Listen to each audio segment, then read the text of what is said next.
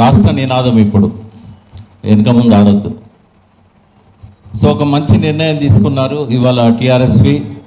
ముందుగా సభలో ఉన్న పెద్దలకి, అదేవిధంగా వచ్చిన విద్యార్థి నాయకులకు, పాత్రికేయులకు, ఎలక్ట్రానిక్ మీడియా ప్రతినిధులకు, మూసి పైన కొట్లాడుతున్న మిత్రులందరికీ కూడా పేరు పేరున అభినందనలు. సో టీఆర్ఎస్ విద్యార్థి విభాగమే కదా, విద్యార్థి విభాగం తీసుకున్న ఈ నిర్ణయం చాలా సంతోషకరం. వెనకడ మేము చిన్నప్పుడు పాటలు పాడుకునేది, విద్యార్థులు సమసమాజ నిర్మాతలురా, విద్యార్థులు దేశ భావి నిర్ణేతలురా. కానీ చంద్రబాబు నాయుడు పీరియడ్లో, ఆ తర్వాత అంతకంటే ముందు ఈ విద్యార్థి సంఘాలకు ఎన్నికలు ఎప్పుడైతే రద్దు చేశారో, ఒక జేఎన్యూ, సెంట్రల్ యూనివర్సిటీ లాంటి తప్ప ఎక్కడ కూడా విద్యార్థులకు ఎన్నికలు లేవు.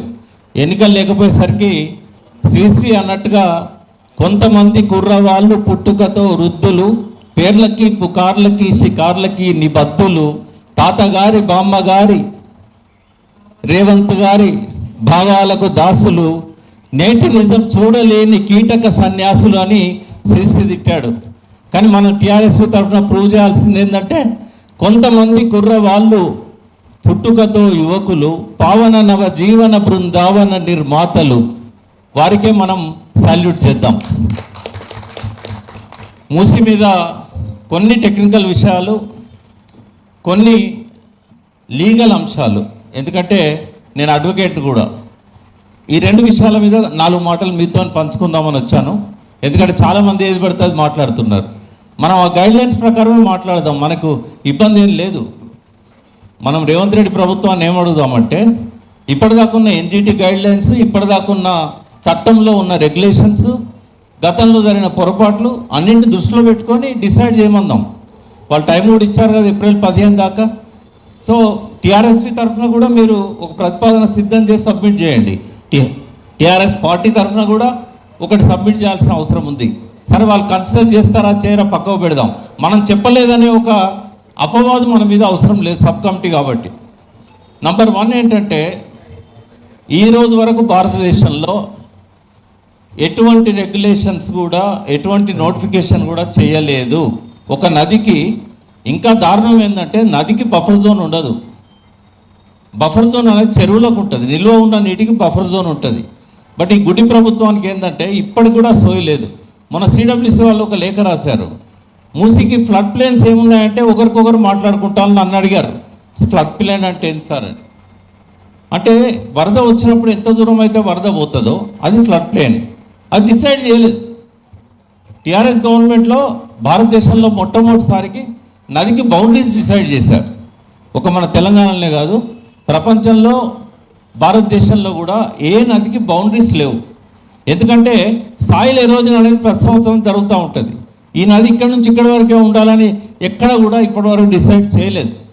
అదొక పొరపాటు అది. ఎందుకంటే నదికి కూడా ఫారెస్ట్కి ఉన్నట్టు బౌండరీస్ ఉండాలి, గవర్నమెంట్ ఆఫీసెస్కి ఉన్నట్టు, రోడ్లకు ఉన్నట్టు బౌండరీస్ ఉండాలి, మన ఇళ్ళకు ఉన్నట్టు ఉండాలి. ఉంటే ఏమైందంటే సాయిల్ ఎరోజన్ కాకుండా మనం కొన్ని చర్యలు తీసుకోవడానికి వీలవుతుంది. చాలా దారుణమైన అంశం ఏంటంటే, భారతదేశంలో నదుల ద్వారా సముద్రంలో కలుస్తున్న టాప్ సాయిల్ ఏదైతే ఉంటుందో అది 500 టన్నులు. అంటే ఒక సంవత్సరంలో భారతదేశంలో నదుల ద్వారా సముద్రాల్లో కలిసేది 500 టన్నుల టాప్ సాయిల్. 1 ఇంచు టాప్ సాయిల్కి 500 నుంచి 1000 సంవత్సరాలు పడుతుంది తయారు కావడానికి. మనం తినే అన్నం కానీ, కూరగాయలు కానీ, ఆహారం కానీ, సమస్త జీవులకు ఆహారం కానీ, ఆ మట్టిలో ఉండే జీవం కానీ టాప్ సాయిల్లోనే ఉంటుంది. చాలా యథేచ్ఛగా నదులలో మనము పంపిస్తూ ఉన్నాం. దానివల్ల ఏమైంది, ఈ నదులకు బౌండరీస్ అనేటివి డిసైడ్ కాకుండా పోయినాయి. మరి మూసీ నదికి ఏది ప్రామాణికంగా తీసుకుందాం, ఎప్పటి బౌండరీస్ను మనం ప్రామాణికంగా తీసుకుందాం. అతి కష్టం మీద కేటీఆర్ గారు మున్సిపల్ మినిస్టర్ ఉన్నప్పుడు వారు ఒక ఆదేశం ఇచ్చారు, 3 నెలల్లో నాకు మూసీకి 52 కిలోమీటర్ల బౌండరీ కావాలి, బాబుఘాట్ నుంచి నాగోల్ దాకా. ఏం చేశారు, రెవెన్యూ డిపార్ట్మెంటు, మున్సిపల్, ఇరిగేషను అందరు కూర్చొని ఫైనల్గా ఏం చేశారంటే 3 సంవత్సరాలు పట్టింది బౌండరీస్ చేయడానికి. 3 నెలలు కావాలంటే 3 సంవత్సరాలు పట్టింది. ఇక ఆ తర్వాత గవర్నమెంట్ పడిపోయింది. ఇక ఫ్లడ్ జోన్ ఏంది, బఫర్ జోన్ ఏంది, ఎఫ్టీఎల్ ఏంది, ఏది లేదు. సరే, మరి ఇదివరకు ఇల్లు కట్టుకున్న వాళ్ళను కూలగొట్టే హక్కు మీకు ఎక్కడిది? ఎందుకంటే అప్పుడు 12 మీటర్స్ ఉండే. అప్పుడు 2012లో కిరణ్ కుమార్ రెడ్డి జీవో నంబర్ 7 తీసుకొచ్చాడు. మూసీ మీద జీవో నంబర్ అంటే నాట్ ఓన్లీ మూసీ, గ్రామాలలో కానీ పట్టణాల్లో కానీ వాళ్ళు బఫర్ జోన్ అన్నారు. బట్ అది ఫ్లడ్ ప్లేన్ అని చదువుకోవాలి. ఎంత ఉండాలి అని అనుకున్నప్పుడు జీవో నంబర్ 7 చెప్పేది 50 మీటర్లు అయితే సిటీలో, అది రివర్ ఒడ్డు నుంచి, రివర్ బండు నుంచి 50 మీటర్లు, ఊళ్ళల్లో అయితే 100 మీటర్లు. ఇది కిరణ్ కుమార్ రెడ్డి మార్చిండు. తర్వాత టీఆర్ఎస్ గవర్నమెంట్లో జీవో నంబర్ 168 వచ్చింది. ఈ 168 కూడా కిరణ్ కుమార్ రెడ్డి ఇచ్చిన జీవోనే యథాతథంగా తీసుకున్నారు తప్ప దాన్ని తగ్గించడం కానీ పెంచడం కానీ జరగలేదు. ఎందుకంటే సమైక్య రాష్ట్రంలో అది వచ్చింది కాబట్టి దాని మీద ఇంకా పరిశోధన చేయలేదు కాబట్టి కొత్తగా వచ్చిన ప్రభుత్వము ఐస్టీస్గా జీవోనే ఇంప్లిమెంట్ చేసింది. బట్ అంతకుముందు ఏముండే, 2012 కంటే ముందు కేవలం 12 మీటర్లే ఉండేది. 12 మీటర్లు ఉన్నాయి కాబట్టే పర్మిషన్ తీసుకొని కట్టుకున్నారు అందరు. వీళ్ళని రాత్రి కూలగొడతామంటే వాళ్ళు ఏమైనా చట్ట విరుద్ధంగా కట్టుకున్నారా? ఇప్పుడు మధు పార్క్ రిడ్జ్ ఉంది, బాపుఘాట్ సంగమానికి దగ్గరలో ఉంటుంది. వెనక ఈసా నది ఉంటుంది, ముందట మూసీ నది ఉంటుంది, మూసా నది ఉంటుంది. ఈ రెండు కలిసినాకనే బాపుఘాట్ దగ్గర మూసీ అంటాం దాన్ని. ఈ రెండు కలవడానికి ముందు వాళ్ళు ఖచ్చితంగా 12 మీటర్లు దాటిన తర్వాతనే కట్టుకున్నారు. వాళ్ళు ఎప్పుడైతే 12 మీటర్ల లోపుంటే కూల్చేయాలి, కానీ నువ్వు 12 మీటర్లు దాటిన తర్వాత బాజాబ్తా పర్మిషన్ తీసుకొని, ఇదే కాంగ్రెస్ గవర్నమెంట్ ఇచ్చిన పర్మిషన్ తీసుకొని కట్టుకున్నారు. బహుశా అప్పుడు చంద్రబాబు నాయుడు గవర్నమెంట్ ఉంటుంది మొదలుపెట్టినప్పుడు. బట్ ఆ పర్మిషన్స్తో ఇల్లు కట్టిన తర్వాత అది కాంగ్రెస్ గవర్నమెంట్. దాసో శ్రావణ్ గారికి ఆహ్వానం. So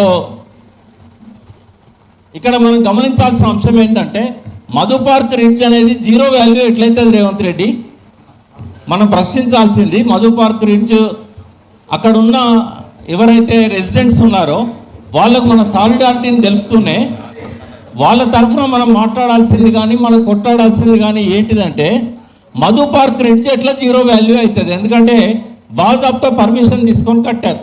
Congress government and TDP government, రెండు గవర్నమెంట్లల్లో పర్మిషన్ తీసుకొని కట్టారు.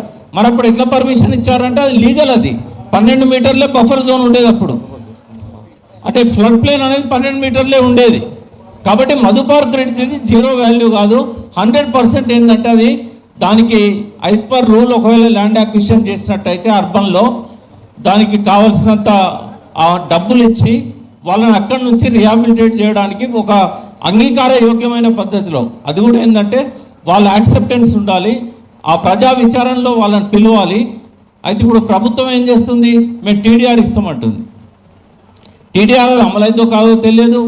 రేపు ఇదే ప్రభుత్వం టీడీఆర్ ఇచ్చి ఒక ఏడాది తర్వాత జీవో మార్చదని గ్యారంటీ ఏం లేదు. ఆ టీడీఆర్కి ఇచ్చే రేట్ ఏముంటుంది, వీళ్ళు అమ్ముకుంటే ఎంత రేట్ వస్తుంది, అసలే రియల్ ఎస్టేట్ డమాలన్నది. ఇప్పుడు టీడీఆర్లే కాదు, కట్టిన బిల్డింగ్లకే దిక్కులేదు, ఇంకో ఫ్లోర్ వేసుకోమని చెప్తున్నాడు రేవంత్ రెడ్డి. అందుకే మధు పార్క్ రిడ్జ్ వాళ్ళు దీన్ని అంగీకరించడం లేదు. వాళ్ళు ఒక్కరే కాదు, ఇవాళ మూసీ ఒడ్డున ఉన్న ఈ 10,000 కుటుంబాలను, ఏదైతే 10,000కు పైన కుటుంబాలను ఐడెంటిఫై చేశారో మూసీ నిర్వాసితులు, వాళ్ళ విషయంలో కూడా ఇదే అన్యాయం జరగబోతూ ఉన్నది. వాళ్ళకి టీడీఆర్ ఇస్తే వాళ్ళు ఎక్కడ పోతారు పట్టుకొని? ఏ మైహోమో అపర్ణ వాళ్ళ దగ్గరకు పోతే వీళ్ళకి ఆ లెక్కలు తెలివే, టీడీఆర్ ఎంత ఉంటుంది, ఎంత ఇవ్వాలి. కాబట్టి ఇది కరెక్ట్ కాదు. కేసీఆర్ గారు కూడా మునుపటి గవర్నమెంట్లో ఆయన ఏం ఆలోచించాడంటే, మూసీ శుద్ధీకరణకు మనం ప్రథమ ప్రాధాన్యత ఇద్దాం. అందుకే ఏం చేశారు, 54 నాలాలను ఐడెంటిఫై చేశారు. 70 ఎస్టీపీలు పెట్టాలనేది ఆనాటి రిక్వైర్మెంట్. 31 ఎస్టీపీలకు ఒకటే రాత్రి అడ్మినిస్ట్రేటివ్ శాంక్షన్ ఇచ్చారు, 3,600 కోట్లు. వాటి ద్వారా 31 ఎస్టీపీల పనులు స్టార్ట్ అయినాయి. ఆ గవర్నమెంట్ ఉన్నప్పుడే చాలా వరకు పూర్తయినాయి. మిగిలిన ఇప్పుడు రేవంత్ రెడ్డి గారు రిబ్బన్ కత్తిరిస్తున్నాడు, ఇంకా కొన్ని పెండింగ్లో ఉన్నాయి. నెక్స్ట్ 39 ఎస్టీపీలకు అప్పటి గవర్నమెంట్ ప్రతిపాదించిన పథకం ప్రకారంగా అమృత్ స్కీమ్లో తీసుకున్నారు. అమృత్ స్కీమ్ కూడా శాంక్షన్ అయింది. రేవంత్ రెడ్డికి ఇక్కడనేమో గాంధీ విగ్రహం పెట్టడానికి 500-600 కోట్లు దొరుకుతాయి, కానీ అమృత్ స్కీమ్లో కాంట్రిబ్యూషన్ అమౌంట్ కట్టడానికి 10%, అది 90% కేంద్ర ప్రభుత్వం ఇస్తుంది. ఆ 10% ఇచ్చుంటే ఈ మిగతా 39 ఎస్టీపీలు పూర్తయితే నల్గొండకు మంచినీళ్ళు పంపొచ్చు కదా. ఇవాళ జోన్ 1లో కనుక బాపు ఘాట్ నుంచి ఇటు ఇమాన్ సాగర్ వరకు కానీ అటు మూసా మీద ఉన్న గండిపేట వరకు కానీ మీరు ఎంత శుద్ధి చేసినా కూడా నల్గొండకు పోవాల్సిన నీరు మాత్రం మురుగునీరే పోతుంది. ఎందుకంటే ఇక్కడ మురుగునీరు జనరేట్ అయ్యే ప్లేస్ కాదు మీరు చేసేది. మురుగునీరు 99% జనరేట్ అయ్యేది బాపుఘాటు కింద, పురాణపూల్ కింద. కాబట్టి ఇవన్నీ కూడా మనం అవగాహనతోని ఇప్పుడు ఎట్లాగో మీరు 4వ తారీఖు నుంచి ఏదైతే యాత్ర కార్యక్రమం పెట్టుకున్నారో ఈ యాత్రలో ఇంటింటికి పోయినప్పుడు కొన్ని టాకింగ్ పాయింట్స్ తయారు చేసుకోండి.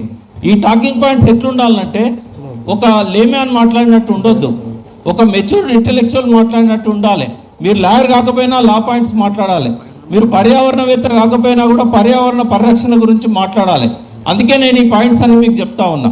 రెండవది, నదికి ఒక 3 రకాల పారామీటర్స్ని ప్రామాణికాలని కేంద్ర ప్రభుత్వము మోడీ గారి ప్రభుత్వం నిర్ణయించింది. అందులో ఒకటి ఏంటంటే ప్రొటెక్టెడ్ జోన్. ప్రొటెక్టెడ్ జోన్ అంటే నది లోపల. తర్వాత రెస్ట్రిక్టెడ్ జోన్ అది ఎంత ఉండాలి, తర్వాత పర్మిటెడ్ జోన్ రెగ్యులేటెడ్ జోన్ ఎంత ఉండాలి. అంటే ఈ ప్రోహిబిటెడ్ జోన్ ఏదైతే ఉన్నదో అది నదియే కాకుండా నది బౌండరీ నుంచి ఒక 50 మీటర్ల వరకు ప్రోహిబిటెడ్ జోన్. అంటే ఇవి గతంలో ఉన్న నిర్మాణాలకు వర్తించదు, ఇప్పటి నుంచి ఉండే నిర్మాణాలకే వాళ్ళు దాన్ని రెస్ట్రిక్ట్ చేశారు. ఎన్జిటి కూడా ఏమన్నది, ఆ సరిపోదు, 200 మీటర్ల వరకు రెస్ట్రిక్టెడ్ జోన్ పెట్టాలి. వీళ్ళు 100 మీటర్లు పెట్టారు, నది ఒడ్డు నుంచి 100 మీటర్లు పెట్టారు మోడీ ప్రభుత్వం. ఎన్జిటి ఏమన్నది 200 మీటర్లు పెట్టాలన్నది. ఒకవేళ కనుక ఎన్జిటి ఇచ్చిన ఆర్డర్ ప్రకారం కానీ మోడీ ప్రభుత్వం నిర్ణయించిన ఈ రివర్ మేనేజ్మెంట్ రూల్స్ గైడ్లైన్స్ కానీ అవి అమల్లోకి వస్తే గాంధీ సాగర్ ఎట్లుంటుంది, నైట్ లైఫ్ ఎట్లుంటుంది, నైట్ ఎకానమీ ఎట్లుంటుంది. అంటే కేంద్ర ప్రభుత్వం ఏదైతే ప్రతిపాదించిందో ఇవాళనో రేపో అవి రూల్స్ లాగా మనకు ముందుకు వస్తాయి. మరి అప్పుడు కూలగొట్టాలా ఇప్పుడు నైట్ ఎకానమీని? మధు పార్క్ గ్రిడ్కి ఎట్లా కూలగొడుతున్నాడో అదే ప్లేస్లో కట్టేది నాట్ ఈవెన్ 30 మీటర్స్ కూడా ఉంటుంది కదా. మరి 100 మీటర్స్ ఉన్న ఇప్పటి రెస్ట్రిక్షన్స్ ఏవైతే ఎన్జిటి ఇచ్చిందో దాన్ని కూడా వైలేట్ చేస్తున్నాడు రేవంత్ రెడ్డి. ఇప్పుడు ఎన్జిటి రెస్ట్రిక్షన్ 200 మీటర్లు నది గర్భం నుంచి, కేంద్ర ప్రభుత్వం పెట్టింది 100 మీటర్లు నది ఒడ్డు నుంచి. మరి ఎక్కడ వస్తుంది గాంధీ సాగర్? మధు పార్క్ రిచ్ ప్లేసులనే వస్తుంది. మన బిల్డింగ్లు ఏవైతే చూపెట్టారో నరసింహారెడ్డి గారు మన పవర్ పాయింట్ ప్రజెంటేషన్లో అవన్నీ కూడా 100 మీటర్ల లోపే ఉన్నాయి. ఇప్పుడు శివుని విగ్రహం కూడా నదిలో పెడుతున్నాడు. మరి శివునికి ఒక రూల్ ఉంటుంది, ఇమ్లీపన్ బస్ స్టాండ్కి ఒక రూల్ ఉంటుంది, మెట్రో స్టేషన్కి ఒక రూల్ ఉంటుంది, మధు పార్క్ రిడ్జ్కి ఒక రూల్ ఉంటుందా? రూల్స్ అనేటివి అందరికి ఒకటే కదా, ప్రభుత్వానికి కూడా ఒకటే కదా. మీకు 2 ఎగ్జాంపుల్ చెప్తాను. ఘనత వహించిన Chandrababu Naidu the mentor of Revanth Reddy, ఆయన ఇక్కడ షాడో చీఫ్ మినిస్టర్గా పనిచేస్తున్నాడు. ఆయన 2 సార్లు పెనాల్టీ పడ్డది. ఒకటి కృష్ణా నదిలో శాండ్ మైనింగ్ మొదలుపెట్టాడు, ఎక్కడ? కరెక్ట్గా ప్రకాశం బ్యారేజ్ దగ్గర. అయితే ఎన్జిటి గైడ్లైన్స్ ప్రకారం 100 మీటర్ల అవతలు ఉండాలి. ఎన్జిటి ఏం చేసింది తెలుసా? 150 కోట్ల పెనాల్టీ కట్టించింది చంద్రబాబు నాయుడుతో. ఆంధ్రప్రదేశ్ మొదటి టర్మ్లో చీఫ్ మినిస్టర్గా ఉన్నప్పుడు పట్టిసీమ దగ్గర కూడా ఆయన ఇదే స్ట్రక్చర్స్ చేసి శాండ్ మైనింగ్ చేస్తే 120 కోట్ల పెనాల్టీ వేసింది పక్కనున్న చంద్రబాబు నాయుడుకే. రేవంత్ రెడ్డిని వదిలిపెడతారా? రేపు 100 బుల్డోజర్లను ఎన్జిటి పంపించి కూలగొడుతుంది. ఇప్పుడు కార్తిక్ రెడ్డి వేసిండు కదా, ఆ తీర్పు బయటకు వచ్చిన తర్వాత గతంలో ఇచ్చిన ఎన్జిటి తీర్పుల కంటే కూడా గొప్ప తీర్పు వచ్చే అవకాశం ఉన్నది. మరి ఎట్లా కడతాడు? మనం చేయాల్సింది ఏంటంటే ఈ మూమెంట్ను లైవ్గా ఉంచడం. ఈ మూమెంట్ను లైవ్గా ఉంచితే ఈ ఎన్జిటి స్టే ఇస్తుంది. ఈ 2 సంవత్సరాలు అయిపోతుంది, పీడ పోతుంది, మనకు రేవంత్ రెడ్డి పీడ పోతుంది. కాబట్టి ప్రజలకు ధైర్యం చెప్పాలి, కొట్లాడదాం, 2 సంవత్సరాలు కొట్లాడదాం, మేము మీ వెంట ఉంటాం. ఒక్క 2 సంవత్సరాలు కొట్లాడితే చాలు. మనం ఫిజికల్గా కొట్లాడకుండా ఎన్జిటీలు ఆర్డర్లు ఇవ్వవు. హైదరాబాద్లో ఏం జరిగేదంటే తెలంగాణ ఉద్యమం అప్పుడు రోడ్లన్నీ కూడా జామ్ చేసి మనం ధర్నాలు చేస్తూ ఉంటే హైకోర్టు జడ్జీల కార్లన్నీ కూడా ఆగిపోయి వాళ్ళు కూడా ఉద్యమంలోకి రావడమే కాకుండా పాజిటివ్గా మనకు ఆర్డర్స్ ఇచ్చేవాళ్ళు. సో ఇవాళ ఎన్జిటి ప్రభావితం కావాలంటే ప్రజల ఆందోళన, ప్రజల స్పందన. గుర్తుపెట్టుకోండి, ప్రజా ఉద్యమాలు లేకపోతే ప్రభుత్వాలు వినయి, కోర్టులు వినయి, ఉన్న చట్టాలను కూడా అమలు చేయడానికి అధికారులు సిద్ధంగా ఉండరు. కాబట్టి ఉద్యమమే అన్నిటికీ పునాది.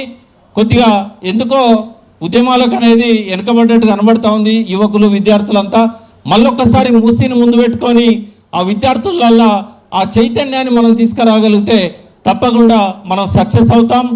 ఒక 2 ఉదాహరణలు చెప్తాను. థేమ్స్ నది గురించి చాలా మాట్లాడుతున్నారు.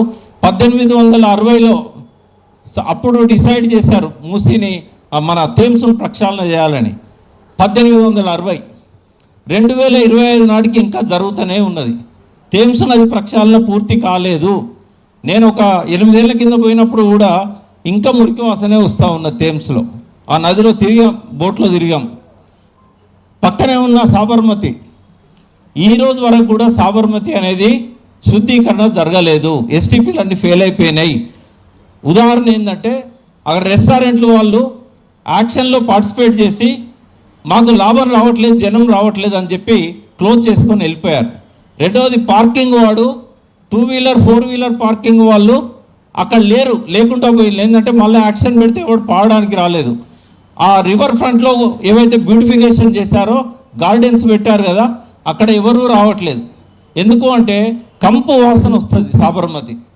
మరి దాన్ని ఎట్లా ఎగ్జాంపుల్ పెట్టుకుంటారు? ఇవన్నీ కూడా మనము చూడాలి. ఒకవేళ గుడిసెల్ని కూల్చేయాలనుకుంటే, మూసి ఒడ్డున ఉన్న నిర్వాసితులను చేయాలనుకుంటే వాళ్ళందరినీ ముందు యమునా నది మధ్యలో కట్టిన ఆ టెంపుల్ ఉంటుంది, ఏంటది, మార్వాడీస్ది, అక్షర్ధామ్. ఫస్ట్ అక్షర్ధామ్ గులగొట్టాలి. నది మధ్యలో కట్టారు, యమునా నది మధ్యలో. రెండవది, ఇక్కడ నుంచి 55 కిలోమీటర్ల లోపల చాలా దేవాలయాలు, సమాధులు ఉన్నాయి. ఎక్కడ? మూసీ నదిలో. వాటిని తీసేయాలి. తర్వాత ఇమ్లిబన్ కాంగ్రెస్ గవర్నమెంటే కట్టింది. నట్టనడి నదిలో ఇమ్లిబన్ ఎట్లా కడతారు? Bus stand. అది మూసీ నది ఫ్లోని అడ్డుకుంటుంది కదా, దాన్ని గులగొట్టండి ముందు. దాన్ని గులగొట్టిన తర్వాత మా బస్తీల మీదకి రండి అని చెప్పాలి. మెట్రో స్టేషన్ అవి కూడా అలానే కట్టారు.